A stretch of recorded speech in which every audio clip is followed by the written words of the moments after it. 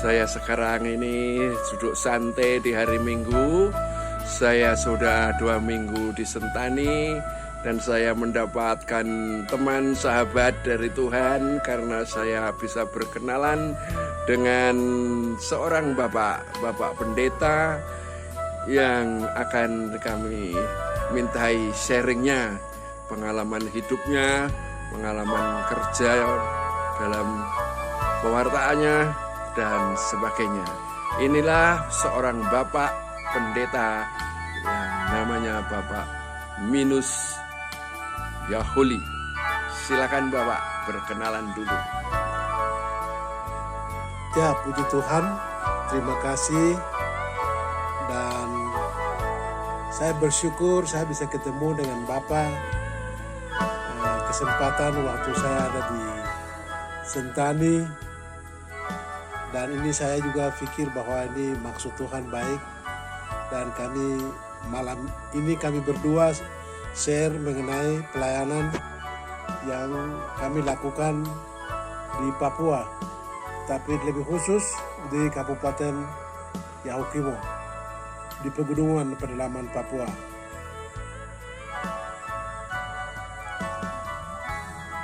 Puji Tuhan, kami di Kabupaten Yahukimo ada 12 suku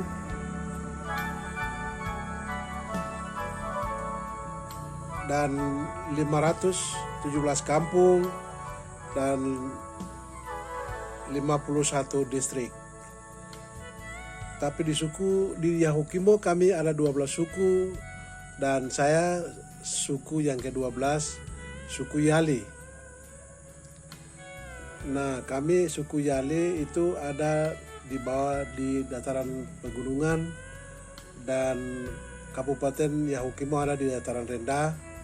Tapi kalau kita mau pergi pelayanan memberitakan kabar baik ke suku-suku di kampung-kampung, kami selalu naik dengan transportasi udara karena di daerah pelayanan kami tidak ada transportasi darat yang menghubungkan antara dari kabupaten ke distrik-distrik. Itu kami tidak ada. Kami satu-satunya hanya transportasi udara saja. Sehingga kami sejak misionaris masuk di pedalaman Papua di kampung kami di daerah pelayanan Yahukimo, itu misi yang berasal dari Amerika, Inggris dan Kanada. Mereka bawa kabar baik di suku kami dan kami semua yang ada di 211 jemaat dan 19 klasis yang ada di wilayah Yahukimo, kami bisa mendengar terang Yesus Kristus, berita penyelamatan ketika mereka bawa kabar baik di suku kami, dan ada banyak orang yang sudah terima Yesus sebagai Tuhan selamat pribadi dalam kehidupan mereka masing-masing. Dan saya salah satunya, buah dari mereka. Dan puji Tuhan saya bisa menjadi anak Tuhan dan bisa memberitakan kabar baik lagi ke suku lain yang tidak mereka mengenal. Ada banyak di daerah pelayanan kami di bagian selatan, daerah Korowai, antara perbatasan Papua Nugini dengan Indonesia, Papua itu belum terjangkau. Ada orang masih tinggal di atas pohon, dan ada orang yang belum dengar berita Injil. Saya rindukan untuk semua orang percaya yang ada di Indonesia mendukung dalam doa supaya ada waktu Tuhan untuk pemberitaan Injil terjadi di suku yang terpencil ini. Ya, terima kasih Pak Pendeta. Saya boleh tanya itu mengenai suku-suku yang menjadi jemaat Bapak itu, sudahkah mereka bisa berbahasa Indonesia atau bagaimana mereka bisa memahami sabda Tuhan? Ya, puji Tuhan, mereka di suku saya itu, suku Yali, ya 95% orang bisa baca, tulis, karena misionaris waktu mereka masuk di suku kami, mereka sudah mengajar buta huruf, program buta huruf. Sehingga orang-orang tua di kampung mereka bisa baca dan tulis. Dan kami anggap statistik itu 95%. Dan orang di kampung tidak tahu bahasa Indonesia. Mereka baca firman Tuhan, Alkitab, itu pakai bahasa daerah mereka.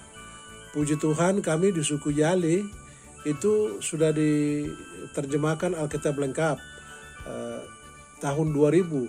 Sehingga orang-orang jemaat-jemaat, pemimpin-pemimpin gereja yang ada di lokal, mereka bisa baca firman Allah dengan bahasa mereka sendiri. Supaya mereka bisa mengerti baik, memahami baik isi Alkitab itu. Kalau bahasa Indonesia itu untuk anak-anak yang tinggal di kota. Kalau kita kita datang ke kota seperti di DKI, di Wamena, di Sentani, Papua ini, orang bisa berkomunikasi dengan bahasa Indonesia. Tetapi orang-orang tua di kampung, pemimpin gereja di lokal, di kampung itu mereka bisa ajar firman Tuhan dengan bahasa mereka sendiri. Itu jauh lebih baik daripada mereka ajar mereka dengan bahasa Indonesia, karena mereka orang di kampung tidak mengerti bahasa Indonesia. Begitu. Oh ya, begitu. Saya boleh menambahkan pertanyaan mengenai jumlah atau seberapa banyak jemaat atau saudara-saudara yang telah mendengarkan firman dan mengikuti Yesus, dan bagaimana mereka masih menghidupi semacam adatkah atau sudah semua perilaku sudah mengikuti gereja Injil, atau masih juga semacam bagaimana adat leluhur? Ya, terima kasih Bapak. Khusus untuk daerah pelayanan gereja Injil di Indonesia, itu waktu Injil masuk, mereka punya kepercayaan itu sudah dibakar. Dan itu tidak ada lagi kepercayaan. Orang tidak menyembah lagi batu dan pohon, jimat-jimat, itu sudah dibakar. Dan waktu mereka bakar, itu mereka terima Injil. Dan itu mereka anggap bahwa satu pengajaran yang baik. Sehingga orang benar-benar hidup dalam pemberitaan Injil. Memang ada beberapa yang anak-anak yang tinggal di kota tidak taat pada firman Allah. Mereka melakukan dalam keinginan mereka. Tetapi orang-orang yang tinggal di kampung, mereka sudah ada Alkitab. Karena itu mereka baca Alkitab seperti mereka makan makanan sehari-hari. Itu yang terjadi sampai dengan saat ini. Ya, masih ada, saya tambahkan, masih soal sekitar adat atau budaya mengenai perjodohan atau pernikahan. Walaupun gereja atau hukum gereja katakanlah sudah diwartakan, saya dengar masih ada orang misalnya meminang gadis, menurut adat harus memberikan uang tebusan atau semacam uang susu bagi orang tua gadis. Betul, itu ada di Papua. Itu budaya orang di Papua. Budaya orang di Papua, kalau salah satu pria atau laki-laki mau minang dengan wanita yang muda, itu dia harus bayar pintu. Istilah pakai bayar pintu. Itu bayar uang. Kalau orang di gunung bayar babi, orang di pantai bayar piring. Itu beda-beda suku. Jadi kira-kira seberapa besar itu nilainya? Kalau orang di gunung, kebiasaan orang di gunung itu bayar babi. Kalau orang yang kaya biasanya 10 sampai 15 ekor, uang 100 sampai 200 juta. Itu orang di gunung. Saya tidak tahu suku orang di pantai, mulai dari Sorong sampai dengan Jayapura ini dan Merauke, saya tidak tahu. Tapi saya tahu kalau di suku di gunung, orang Lani, orang Hupla, orang Yali, orang Kimial, orang Mugina, orang Mek, orang Kokaka, orang Due, orang Bese, orang Ngalik, suku-suku yang ada di pedalaman Papua, itu jumlahnya di Papua itu suku yang ada di Papua itu 275 suku di Papua. Dan itu budaya mereka berbeda-beda. Jadi orang-orang suku di daerah gunung pedalaman Papua, suku kebiasaan mereka beda dengan dataran rendah atau di pantai. Ini berbeda-beda, tetapi tetap mereka lestarikan budaya. Jadi mereka selalu bayar babi, uang untuk walaupun mas-mas walaupun sudah menjadi warga gereja, menjadi orang percaya, orang Kristen. Tapi upacara biasanya kami lakukan di dalam gereja. Kalau orang yang tidak ada hubungannya, yang menjaga kesucian hidup, kami pemimpin gereja melakukan upacara pernikahan nikah kudus. Tetapi kalau orang yang sudah kawin di luar dan mereka ingin melakukan pemberkatan, mereka mau diampuni oleh Tuhan, kami gereja menerima mereka dan melakukan sakramen atau upacara pernikahan. Kami biasanya lakukan seperti itu. Tambahan Pak Pendeta, sejauh ini apakah masih ada kebiasaan atau seorang lelaki bisa mengambil istri beberapa, di antara mereka mungkin belum kenal Tuhan atau sudah hilang karena warta gereja? Ada berbeda-beda budaya di Papua. Orang di suku lain mereka bisa punya istri 5 sampai 6. Ada sampai sekarang itu anggap bahwa itu kepala-kepala suku, kepala-kepala perang, kepala adat, itu mereka punya istri lebih dari 1. Tetapi kalau orang-orang biasa itu istri hanya 1 saja, sesuai dengan firman Allah. Dulu kalau orang-orang tua dulu kawin 2, sampai sekarang mereka kawin 2 masih, karena mereka sebelum Injil masuk mereka punya istri 2 dan itu tidak bisa lepas. Jadi sampai sekarang mereka masih bersama-sama dengan suami, sekalipun suami hanya 1. Ya, kiranya begitu Pak Pendeta. Sekedar informasi sharing, besok kita lanjutkan lagi. Dan sekali lagi terima kasih.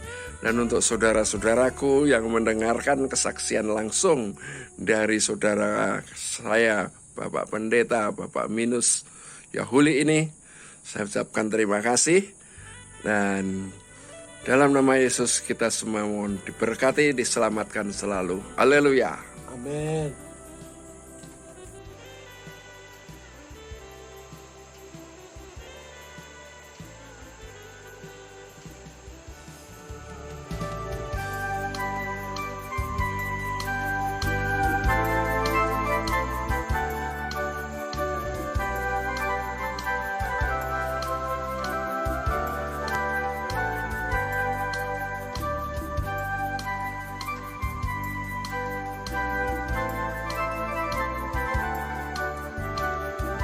Ini jalan perbatasan antara Kabupaten Pegunungan Bintang dan Kabupaten Yahukimo. Saya ada di tengah-tengah. Sebentar lagi dari sini kira-kira 50 km saya akan tiba di DKI. Kiranya Tuhan Yesus memberkati Bapak di Jakarta. Dan ini video beberapa durasi yang saya bisa kirim kepada Bapak di hari ini. Tuhan Yesus memberkati.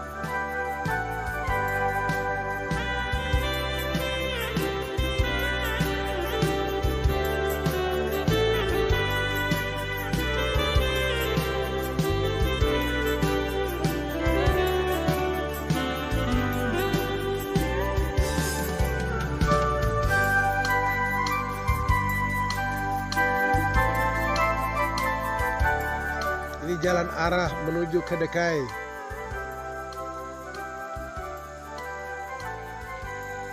Ini jalan arah menuju ke Kabupaten Pegunungan Bintang.